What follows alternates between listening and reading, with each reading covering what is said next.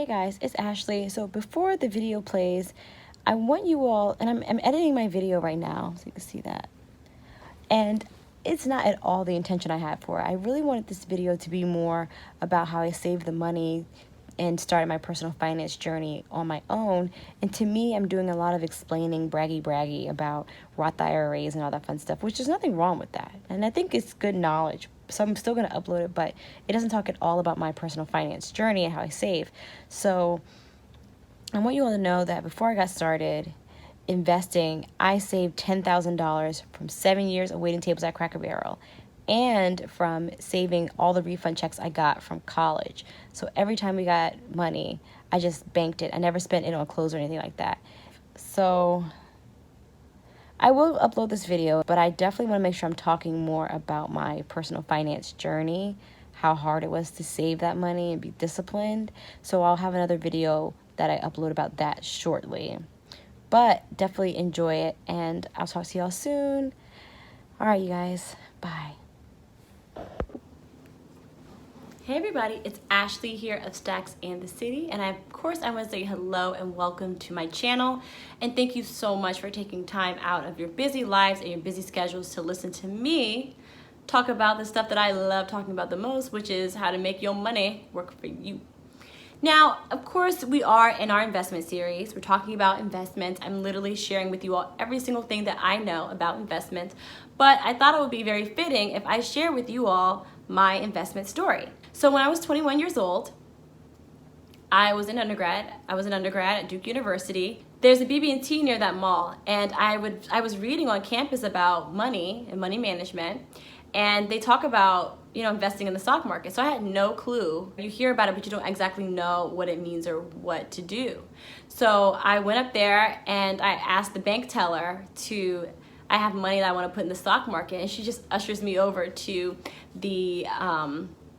to Chuck, who was the investment advisor there. And I remember him being so tickled. Like the whole time he was just laughing. But I'm like in a nice way, but laughing. I told him, like, you know, I have this money, I don't know what to do. So he literally gave me options. So apparently you have money that you can invest in like different vehicles. And I'm like, okay, like I'm overwhelmed with information. So he told me to invest in the stock market and have a Roth IRA.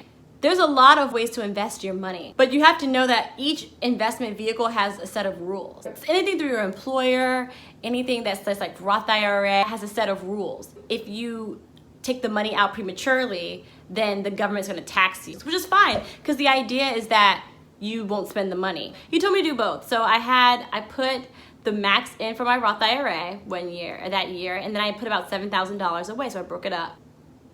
So I'm scared, right? I'm like, I don't know what I'm doing. So I forgot about it. Over the next maybe 2 or 3 years, I would just add money to my Roth IRA every year. And that was it. I didn't really know. I just wrote one check and that was it. But I started educating myself a little bit more. Homeownership is really what I was a little bit more passionate about. I really wanted to be a homeowner, but I just knew that I was doing the right thing. The issue I also had, you all, was finding an advisor who actually wanted to help me and give me good advice or tell me what to invest in. They really weren't pressed for me because I didn't have no money. Compared to people who they want to invest in, I want the business. They kind of made me forget about it. That sounds bad, but I wasn't really thinking about it because no one was really coming for me with it either. And the reason for that, you all, generally advisors only want to work with wealthy people because they're getting a percentage of your pay. I took money out of both my investment accounts. I cleared out my brokerage account and I took out a lot of money from my Roth IRA in order to pay for my second property. That's how I got the down payment for it. That's another story, y'all. I wouldn't recommend necessarily doing that. But again, because the Roth IRA, I use already taxed dollars, and because I had a brokerage account that didn't have all these stipulations, I didn't get penalized by the federal government. So I didn't get taxed on that. So it worked out in that sense, but still I'm like, oh, I really want to invest in this, but this is a different investment. But it was still kind of frustrating. After that, and this is literally last year, is when I decided to be a little bit more active in the money that I have and the stocks that I have. So I work at Morgan Stanley, and at Morgan Stanley, I got all this knowledge about stocks and bonds and options and ETFs and index funds and investment vehicles and insurance. Like, oh my God, it's like so overwhelming. It's definitely a very overwhelming subject. And I was around people who manage other people's money for a living. That's what they do for a living. And I had someone else do the same for me. But as much as I learned, I still wasn't really actively involved in my stocks. And I really wasn't paying much attention to it, honestly. I just threw money in there every month, and I'm like, I know it's just gonna grow in the future. You all, it wasn't until I guess the past year, where I decided to make more of an active effort in the money that I have. And not only am I paying, I'm putting money each month away into my Roth IRA. Instead of me paying like this lump sum of $5,500 a year, now I'm breaking it up. Like little things like that are helping. I recently opened up a Fidelity account. So my Fidelity account is a Fidelity account is a brokerage account, is a type of like a bank. And I opened my very own brokerage account that I am managing myself. I am the one who is managing this account. So I have my Roth IRA that's still there, that I just rolled over into that account. I also have my 401k rolled into my Roth IRA, so I have money from that. And I put like $1,000 into a general brokerage account. So that's where I can start really playing around with the stock market. So you all, and again, so I'm using all the knowledge that I have to share with you all, but you all, just like this is a journey, like I'm new at actively managing my accounts as well. So the more I learn, the more I will share with you all. But I do know how important it is for us to be knowledgeable. But now this is a journey that we're going through together, definitely together.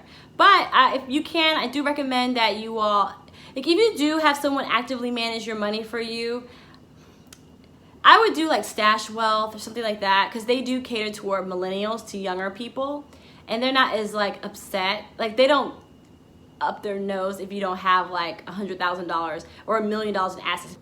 Or like just do it yourself. It's not as hard as we think it is. If you just invest in a couple index funds or in ETFs and something a little bit more conservative, like just Google the ticker symbols and Google that and then put money into that account every month, then you'll definitely see it grow. You just buy more shares of it each month, you'll definitely see that money grow.